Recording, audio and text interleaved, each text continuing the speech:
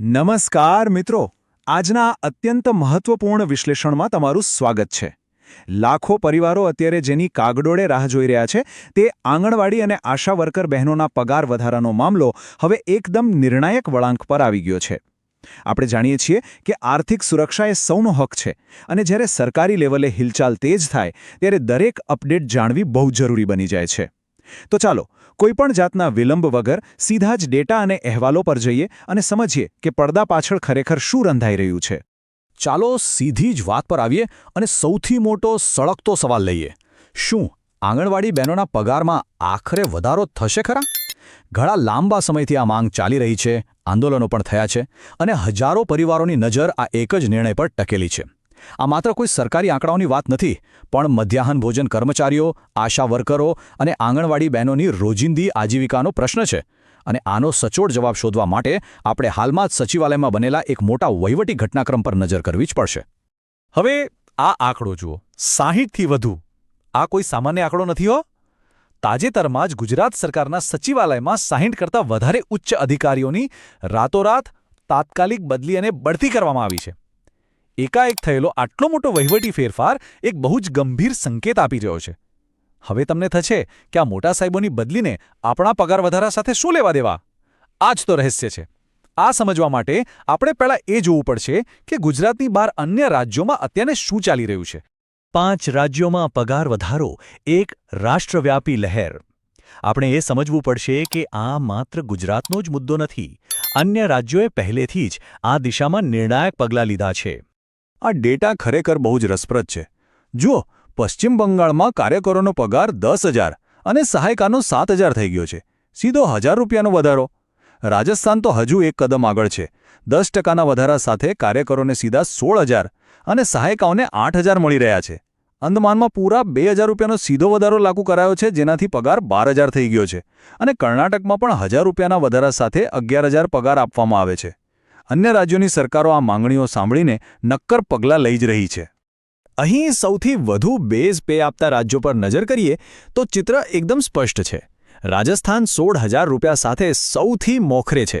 ત્યારબાદ અંદમાન 12,000 રૂપિયા અને હિમાચલ પ્રદેશ 11,500 રૂપિયા સાથે આવે છે. આનો સીધો અર્થ એ છે કે દેશભરમાં આર્થિક વળતરના માપદંડો હવે બદલાઈ રહ્યા છે અને આંગણવાડી કાર્યકરોને ખરેખર એક મોટી રકમ મળવાની શરૂઆત થઈ ગઈ છે. અને સૌથી અગત્યની વાત, આ માત્ર કાગળ પરના વચનો નથી હો. સૂત્રો અને અહેવાલો સ્પષ્ટ કહે છે કે આ 5 રાજ્યોમાં આ નવો પગાર વધારો 1 એપ્રિલ 2026થી સત્તાવાર રીતે લાગુ પણ થઈ ગયો છે. મતલબ કે ત્યાંના કર્મચારીઓના ખાતામાં આ નવા પૈસા જમા પણ થવા લાગ્યા છે. તો હવે સૌથી મોટો સવાલ એ ઊભો થાય છે કે ભાઈ, જ્યારે આખા દેશમાં 1 એપ્રિલથી આનો અમલ શરૂ થઈ ગયો છે, તો પછી ગુજરાતમાં આ ગાડી કેમ અટકી ગઈ? ગુજરાતની ચૂંટણીનો અવરોધ. હવે આપણે બરાબર એ સમજવાનું છે કે મૂળ પ્રોબ્લેમ ક્યાં થયો અને વહીવટી પ્રક્રિયામાં આટલો વિલંબ કેમ આવ્યો. આખી સ્થિતિ 2 ભાગમાં વહેંચાયેલી છે. ચૂંટણી પહેલાંના સમયમાં પગાર વધારાની માંગણીઓ બહુ જોરશોરથી ચાલતી હતી. આંદોલનો પણ શરૂ થઈ ગયા હતા. પણ જેવી સ્થાનિક ચૂંટણીઓ જાહેર થઈ એટલે તરત જ આદર્શ આચાર સંહિતા એટલે કે મોડેલ કોડ ઓફ કન્ડક્ટ લાગુ થઈ ગયો. હવે આ સરકારી નિયમ છે. આચાર સંહિતાના કારણે સરકાર પગાર વધારાની ફાઇલ પર કોઈ નવો નિર્ણય લઈ જ ન શકે અને કાયદાનું પાલન કરતા તમામ આંદોલનો પણ બંધ રાખવા પડે. ટૂંકમાં કહીએ તો વહીવટી ફાઇલો લાલ પટ્ટીમાં બંધાઈને એક જગ્યાએ અટવાઈ ગઈ હતી. ચૂંટણી પછી સરકાર એક્શન મોડમાં. ચૂંટણી પૂરી થતાં જ આખું પિક્ચર કેવી રીતે બદલાયું છે તે જોઈએ. આ આખી ઘટનાને આ ટાઈમલાઈનથી સમજો, કારણ કે અહીંથી જ રોમાંચ શરૂ થાય છે. તબક્કો 1, સ્થાનિક ચૂંટણીનું મતદાન પૂરું થયું. પછી તરત જ આવ્યો તબક્કો 2. 27 એપ્રિલ 2026ના રોજ સામાન્ય વહીવટ વિભાગ દ્વારા તાત્કાલિક અસરથી મોટા અધિકારીઓની ફેરબદલના ઓર્ડર છૂટ્યા. અને હવે આવે છે તબક્કો 3. આ બધી જ એક્શન બતાવે છે કે આગામી 7થી 8 દિવસની અંદર જ પગાર વધારાને લગતા ઓફિશિયલ પરિપત્રો બહાર આવી શકે છે. આ વહીવટી ફેરબદલ કોઈ નાની સૂની વાત નથી. સામાન્ય વહીવટ વિભાગે એકસાથે 60થી વધુ અધિકારીઓ માટે ઓર્ડર કાઢ્યા છે. જેમાં 5 સંયુક્ત સચિવ વર્ગ 1ના અધિકારીઓને અધિક સચિવ તરીકે પ્રમોશન અપાયું છે. 39 ઉપસચિવોને નાયબ સચિવ બનાવાયા છે. અને નર્મદા, જળસંપત્તિ, માર્ગ અને મકાન તેમજ કૃષિ વિભાગ જેવા સરકારના સૌથી પાવરફુલ વિભાગોમાં 21 જેટલા મોટા અધિકારીઓની બદલી કરવામાં આવી છે.